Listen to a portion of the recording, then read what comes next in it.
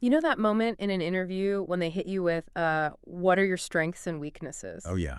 Mind goes blank. Totally blank. Or maybe it's not even that specific. Maybe you're just wondering more broadly if the career path you're on, like, truly fits who you are. That feeling of career uncertainty, Yeah. it's something a lot of us grapple with. It is, and that's precisely what we're diving into today. We've sifted through a collection of really interesting book excerpts. Yeah, all centered around self-awareness and Yeah. how that plays into our careers. And these books, they offer some pretty diverse and I think insightful ways to understand ourselves better. Exactly. Think of this as your shortcut, listener. Our mission here is to pull out the most valuable nuggets from these expert perspectives, these practical tools. Hmm. We want to help you gain a clearer understanding of yourself when making those important career decisions, feeling more informed and maybe a lot less overwhelmed by the whole process. It's a journey into yourself, really, and it's incredibly valuable. I mean, consider this. There are roughly 146 million books floating around in the world. Wow, that many. Yeah, according to one source from 2010. It makes you realize how tiny our individual pool of knowledge really is. Huh. That vastness, it kind of underscores why having focused tools for self-discovery can be so powerful. Okay, so let's unpack this. What really stood out in our sources is that self-awareness isn't just some, like, fluffy concept. Not at all. It's presented as the fundamental base for a successful career and, well, personal growth, too. One of the books even used this great analogy of building a house. Right, the foundation analogy. If that foundation of self-awareness isn't solid, everything built on top of it is going to be shaky. Exactly. And that highlights a critical point. Yeah. We can't solely rely on our own limited viewpoint Mm. or even just the feedback we get from people close to us. Right, because even if they mean well, that can sometimes keep us in a bubble, can't it? Prevent us from seeing ourselves clearly. Definitely. It brings to mind that poem, The Blind Man and the Elephant. Oh, I know that one. Six blind men, each touching a different part of the elephant. Yeah, the side, the tusk, the trunk. Mm. And because they only experience that one part, they all come to wildly different conclusions about what an elephant actually is. One thinks it's like a wall, another like a rope. Yeah. That poem by John Godfrey Sachs, written way back in 1873, it holds such a timeless truth, really. It does. It underscores how our individual perspectives are just inherently limited. And to Mhm. get a fuller understanding, we need to appreciate what we don't know. Right. And just to really drive home the scope of what we don't experience firsthand, Yeah. think about this. NASA data suggests something like 165 billion galaxies in the universe. Mind-boggling. And it's been around for over 12 billion years.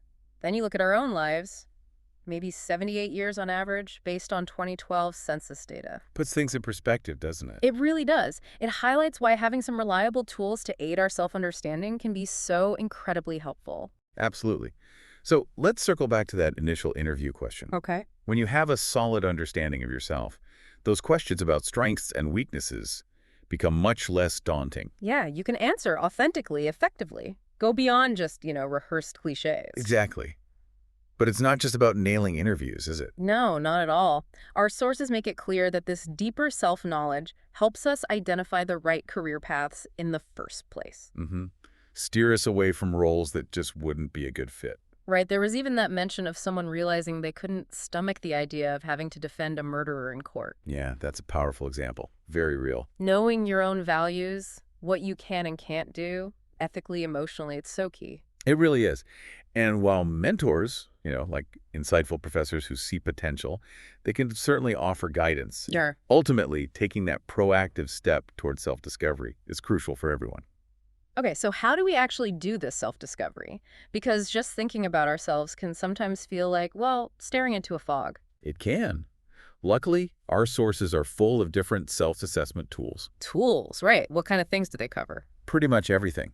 Understanding our core temperaments, personality styles, pinpointing likes, dislikes, strengths, weaknesses, even offering clues about potential career fits. Okay, a whole toolkit then. Where do we start? Well, one of the long-standing guides in this area is Richard Bull's What Color is Your Parachute? Ah, yeah, that's a famous one.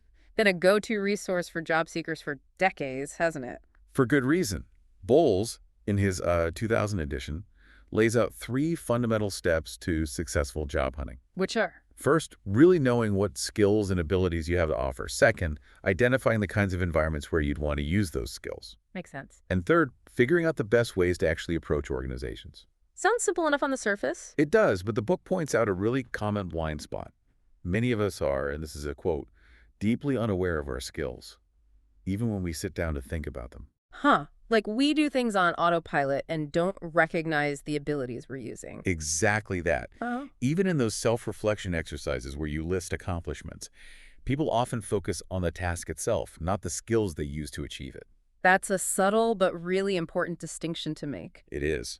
Then we have the Kiersey temperament sorter. This comes from the work of Kiersey and Bates. Okay, Kiersey, what's the focus there? This tool really dives into our fundamental personality preferences. It's a questionnaire, 70 multiple-choice questions. Usually presents you with 2 options for each. 70 questions. And what comes out of that? Based on your answers, it categorizes you into one of 16 distinct personality types, 16 types. which fall under 4 broader temperaments: artisan, guardian, idealist, and rationalist. Okay, those sound like interesting categories. Is this something you can do online? Yep, the website, Kiersey.com, offers a free version of the test. You get a basic report outlining your likely temperament. Well, for example, someone who scores as a guardian will often exhibit traits like being dependable, helpful, really hardworking. Guardians. Okay. And they identify within subtypes too, like supervisor, protector, inspector, and provider. Wow. Quite detailed. The report also highlights that guardians tend to value things like loyalty, respect for authority, a sense of security. It even mentions they dream of meting out justice. Hey, that paints a picture. It does. And for a more detailed exploration, you can dive into their more comprehensive paid reports or their book, Please Understand Me Too. Got it. What's next in the toolkit? Another fascinating approach is Roger Berkman's True Colors. Berkman's work really focuses on how we perceive the world Perception. and how those perceptions drive our behavior. Well, one of his core ideas is wonderfully inclusive. Nobody is normal, and everyone is. Oh, I really like that perspective. It's quite liberating, isn't it? It takes away this idea of a right way to be. Exactly. Berkman uses a model with 4 color quadrants: red, yellow, green, and blue. Colors, how does that work? Each color represents a distinct set of behavioral characteristics. Right. For instance, someone aligned with red might be seen as friendly and decisive, Oh, whereas someone leaning towards yellow is often more orderly and cautious in their approach. Green is competitive, assertive, blue insightful, sociable. You get the idea. so you figure out your color. Yeah, the True Colors methodology often involves a short quiz, maybe like 16 true or false questions in the book, to help you identify your dominant color or colors. And does this link to careers? Yes. What's also interesting is how Berkman connects these color preferences to various career interests like artistic, numerical, persuasive, social services. He emphasizes that when you have a strong interest in something, it's almost like a fundamental need. A need, not just a preference. That's powerful. It is. Moving on, we have the work of Renee Barron, Okay, Baird. starting with her book, What Type Am I? Now, she was actually inspired by Kiersey and Bates. Ah, okay, so there's a connection there. Right, and her work focuses on the well-known Myers-Briggs system. Myers-Briggs, yeah. Lots of people have heard of that one, the 4 letters. Exactly. It looks at 4 pairs of preferences: extroversion versus introversion, sensing versus intuiting, thinking versus feeling, and judging versus perceiving. E or I, S or N, T or F, J or P. You got it. In her book, Barron provides short inventories, about 20 questions each, for each of these preference pairs to help you figure out where you lean. And that leads to the 16 types. Correct. The Myers-Briggs framework ultimately leads to 16 different personality types based on your combination preferences. And did she talk about temperaments too, like Kiersey? She does. It also identifies 4 overarching temperaments within Myers-Briggs: the duty seekers, SJ, action seekers, SP, knowledge seekers, NT, and ideal seekers, NF. SJ, SP, NT, NF. You can definitely see the parallels with the Kiersey model there. Absolutely not surprising given the inspiration. Barron then followed up with another book, The 4 Temperaments. Okay, digging deeper into temperament. Right. This one offers a more in-depth assessment. It's an 80-question inventory divided into 4 groups that correspond to the temperaments she focuses on: security seeker, experience seeker, knowledge seeker, and ideal seeker. 80 questions. How do you score that one? You score your responses within each group on a simple scale 0 to 2. And these temperaments, they link to careers too, presumably. Oh, definitely.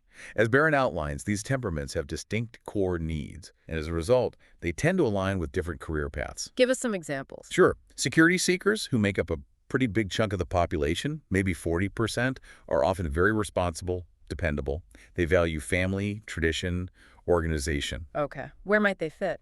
Fields like healthcare, finance, clerical work, sales, education, social service. Places where stability and structure are often valued. Even some creative fields like painting or photography. Interesting. What about experience seekers? Another big group, also around 40%. They need spontaneity, fun, independence. They often thrive in crises. So more dynamic fields.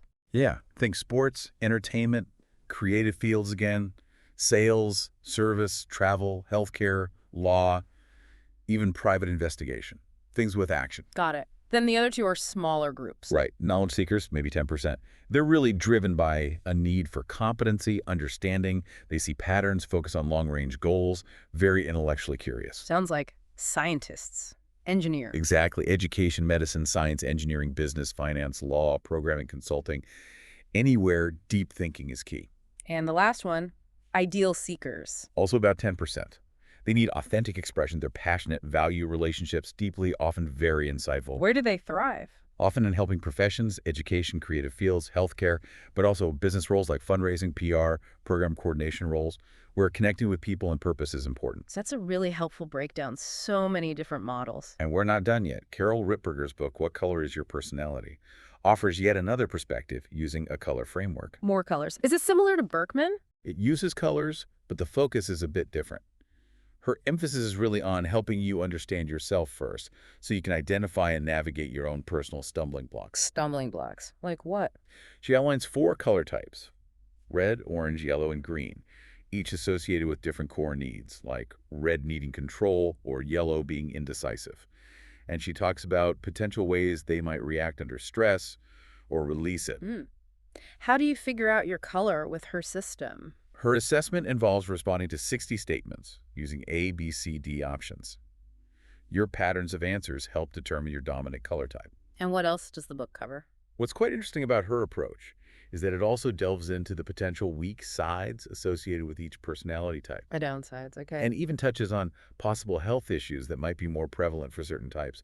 It's a very holistic view, really. That is different. Okay, so those are mostly book-based tools. What about online options? Right. For those keen on exploring online assessments, the Human Metrics Jung Typology Test is a popular free option.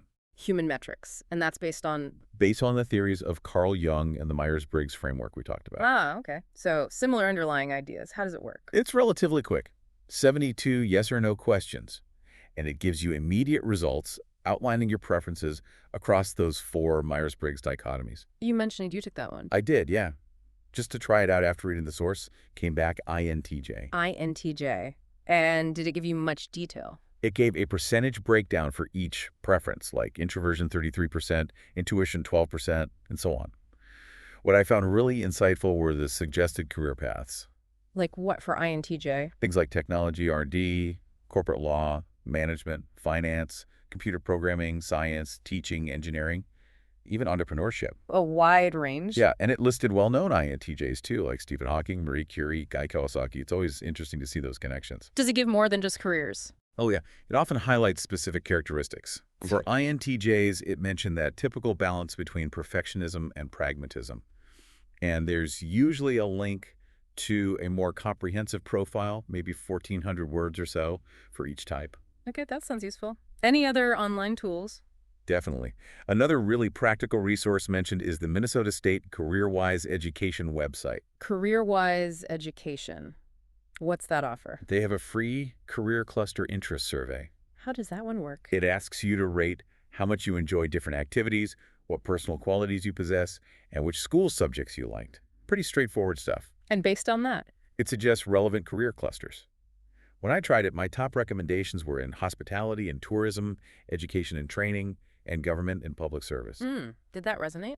Actually, yeah, it did line up with some of my past experiences and interests. It was surprisingly accurate. And what can you do once you have those clusters? Within each suggested cluster, you can then delve into a wealth of information, specific careers, related industries, potential educational pathways, Guys. and even get detailed info on individual job roles, overview, wages, education needed, skills, tools used, current job openings. It's quite comprehensive. Wow, that sounds like a really practical resource. It is. Finally, for a broader overview of available online tools, Monster.com has compiled a really helpful list of free career assessment options. Monster.com. Okay, what's on their list? Their list includes 9 different tools, some we've already discussed like Myers-Briggs and Kiersey, Right. but also others like myplan.com. That one helps you identify your core motivations and then ranks like 739 different jobs based on how well they might fit you. 739 jobs. That's specific. Yeah. They also list the Big Five personality assessment. That's a really well-regarded model in academic psychology looking at openness, conscientiousness, extroversion, agreeableness, and neuroticism. The big five. Okay, what else? There's 16 personalities, which is interesting because it actually blends the Myers-Briggs framework with Jungian theory and the Big Five model. Kind of a hybrid. Exactly. And it offers a surprisingly comprehensive free report covering strengths, weaknesses, relationships, career paths, workplace habits, all that stuff. They also offer a paid premium profile ebook for more depth. Good to know there are free options there. Definitely. Then there's my next move, which uses data from ONET, that's a big U.S. database of occupational information, to gauge how much you might enjoy specific work tasks. Task-focused. Okay. There's also the MAPP test, which offers some initial free matches, but typically requires payment for the more detailed results. Right. And the Holland Code career test. Holland Code, what's that about? That examines your suitability for different jobs based on 6 broad occupational themes: investigative, realistic, artistic, enterprising, social, and conventional, often called RIAS-EC. Wow, okay. That's a lot of cools. It is. Looking at this whole range, it really drives home the value of investing some time in self-awareness, especially early on. Yeah, as one of our sources pointed out, even a relatively small amount of focused self-assessment can have a really significant positive impact on your long-term career fulfillment. Absolutely. That self-knowledge, it could be like a compass, right? Yeah. Guiding you towards relevant classes, internships, volunteer opportunities, Helping you find the right path. ultimately helping you find the right path and step through the door that's truly meant for you in your career journey. So if we bring it all together then, the core message here seems pretty clear. Understanding yourself is, well, it's the absolute first and most crucial step you can take towards building a fulfilling and successful career. Totally agree. And as we've explored, there's a really diverse set of accessible tools out there to help. Yeah, from in-depth books to readily available free online assessments, all designed to help you, the listener, on this really important journey of self-discovery. It's also worth keeping in mind that developing this kind of proactive self-awareness isn't just good for you personally. Our sources also highlighted that it's a highly valued trait by employers. They recognize the value of individuals who understand their strengths and how they can contribute effectively.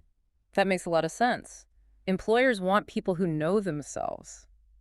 So here's maybe a final thought for you to consider as we wrap up. Okay.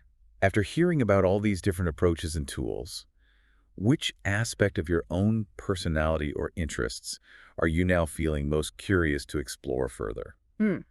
What surprising insight might you uncover about yourself that could potentially shape your next career move? Yeah, that's a great question to leave people with. Maybe take one of these assessments for a spin. Yeah. Or even just spend some time reflecting on that blind man and the elephant analogy and how it might apply to your own self-perception. It could be the start of a really interesting discovery. Definitely worth exploring.